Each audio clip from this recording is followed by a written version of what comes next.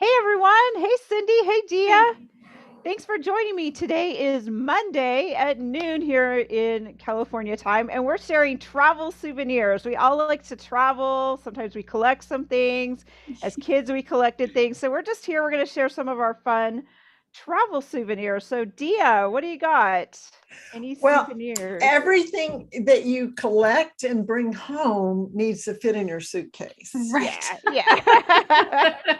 This is a challenge. I now have 3 racks of, yes, souvenir spoons. Good for you, Dia. Those are awesome. Collector Those are items for sure, awesome. right? And they're little and they fit in your suitcase. And Yeah. yay. And if you get really hungry, you can use them. Yeah, exactly.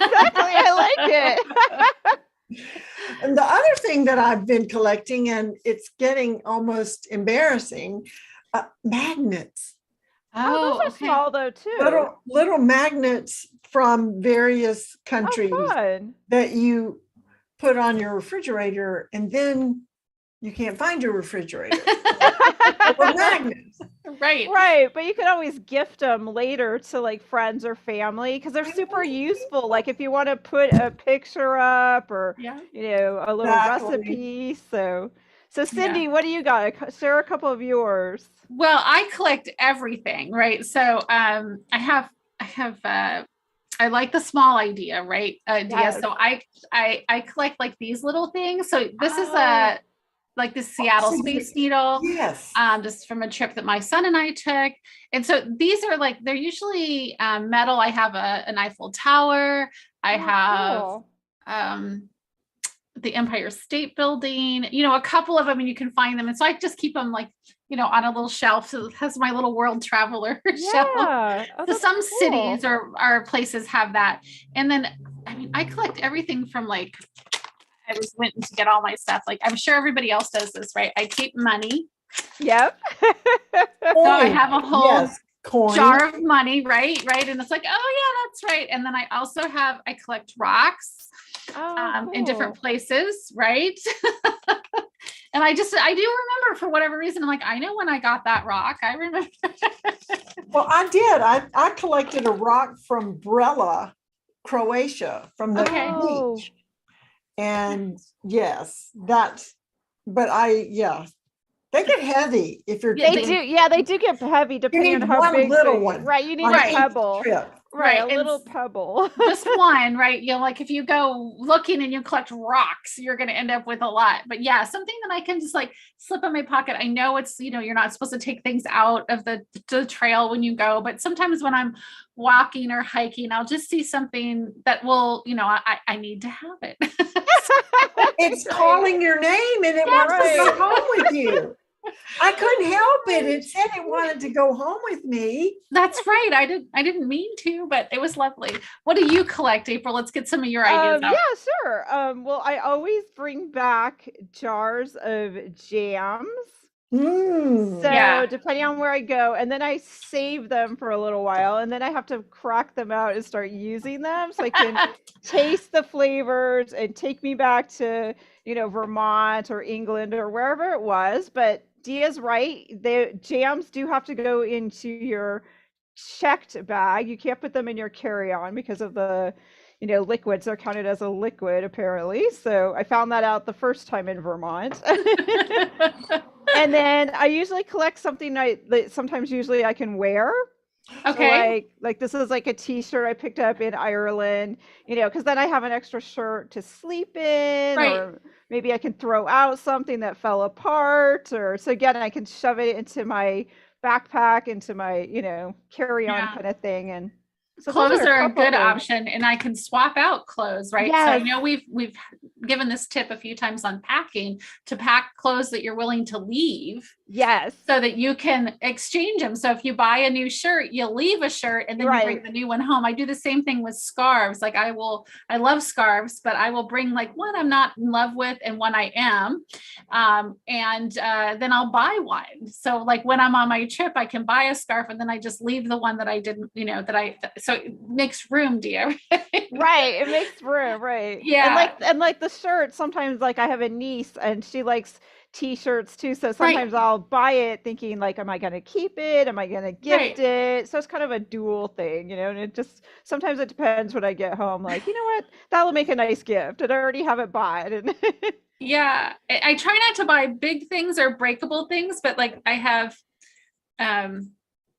this. Oh, that's little cool. totem that I got from Hawaii. It's a cup.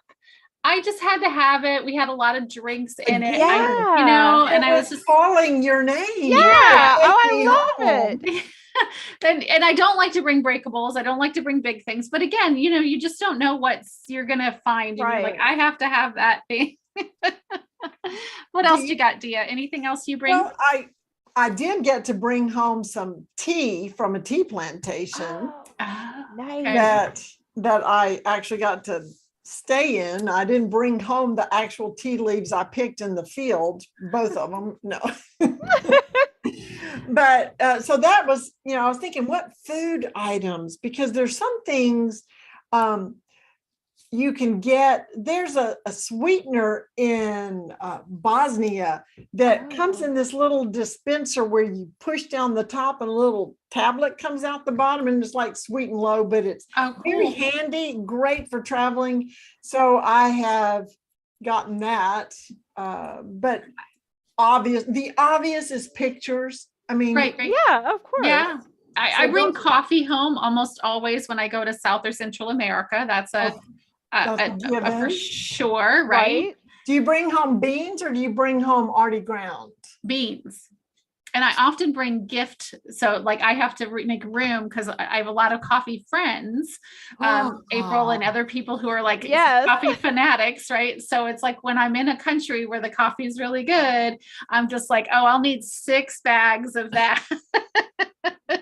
And I give one to my family and I keep one to my son who loves coffee. Yeah, they just go everywhere. Coffee is not that heavy, even as beans. Right. And sometimes we'll split it. I'll bring a couple of different kinds home and then we'll open the bag and I'll give half of that one to my son. And nice. we'll, you know, we share the coffee. Right. And speaking of coffee, I bought this. It's a coffee. It's from Vietnam. And this is how it's like a pour over. And we had coffee using this several times when I was in Vietnam. And I was like, I need one of those to have it when I get home. So I have a food thing. I do like to bring food if I can. And if not, I've asked for the recipe. I know I've told this story before. When we were in Vietnam, we were on a boat tour and they basically fed us the same meal. For the evenings, 2 or 3 evenings we were there for the dinner. So we got the same soup. And the second night we had the soup, my girlfriend and I were just like, this is so good. We mentioned it with the chef mind giving us the recipe. And she's like, oh, no problem. She goes down to the kitchen and he scribbled it on a piece of paper, the recipe for the soup, and brought it back. And we were just like, this is the best souvenir ever. Oh, that's awesome. Yeah. Was it fun? Yeah. Was it fun? No, it was I think it was a cream soup. I want to say it was like either pumpkin, it was a cream soup, like butternut squash, or it was carrot. I think it was carrot, because he's just said carrot. And the recipe was just like cook carrots and add cream. It was super simple. And he wrote it in English the best they could. It was adorable. As I said, like sometimes don't be afraid to ask, especially in a mom and pop kind of like restaurant or whatever, like tell them you really like it. Would you mind giving me the recipe? They're honored most of the time to share it with you. And the fact that they'll write it on a piece of paper and give it to you, like that's the best souvenir ever. Right. Bring it home and you frame it. Make it look really pretty. That's awesome. Now, I like to collect recipes and seasonings. Seasonings. In Brazil, there was a mix, a vegeta mix, where you make kind of like it's not really a salsa, but it was chopped bell peppers and onions and lots of things. And I used it, you add vinegar and oil, and I used it to mix with shredded chicken to put in a pastry. That sounds good. Cream cheese in it, and just a dollop of cream. But the seasoning you can't get anywhere else. So I brought home packets and packets of that. Yeah. But and Cindy, I love your idea too. It's like ask. Don't be afraid to ask, because a couple of times there for a while, I don't have them right here with me, but I love the menus. Like a lot of places used to use beautiful menus. And so literally I would just ask like, oh, I love your menu. Is it possible to just take this as a souvenir? And many times I'd be like, yeah, sure, take the menu, beautiful menus from everywhere, whether it's in the States or, Europe. One time in Paris, I liked the juice glasses they brought us every morning. And the waiter said, "Oh, those are we get those every day. That's how they deliver the juice there," because they had a brand name, but it was so different. Unfortunately, that juice glass didn't pack it as well as it should have, and it broke on the way home. But guess you'll have to go back and get another one. I know, that's what I was so crushed when I got home, and I was like, "Jeff, it's broken. I can't use it now." But I do think just asking is the most, like you just have to ask someone. I've given this tip and I've done it a couple of times on a trip, which is to ask a local what their favorite childhood book is. Oh, that's neat. And then go buy that book. And the reason I say that is two reasons. One, you'll be able to probably read it because it's in basic language. So if it's a French childhood book, right, it's written in French, but it's basic language. So if you don't know French real well, you can probably at least read these words, right? Yeah. And it's interesting to find what their story time was like. I mean, it's not something necessarily that you're going to get out and but I would put it on display. I have a couple of little childhood books that I purchased on a trip. But it's another great thing to do. It was a tip somebody else gave me, and we did it in a couple of cities, which is to go to the local library and get a card. Get a library card from like Washington, D.C. or whatever. And then you have this little tiny card that says the name of the place you were at. And it's a free thing. Now, some places have to have a local address to get a library card. I was going to say some places don't let you do it, but some places will let you as a guest, right? Like, which means you can only check out while you're there or whatever. So you check with the library and just maybe tell them what you're doing. I'm here for 2 or 3 days. I'd like to, get a couple of things. Can I get a guest library card? Sometimes they'll do that. The other one, and I know we've talked about it, is a Metro card. Like the subway card is another. Yeah. I hold on to those because those are cool souvenirs. You've already used them. Right.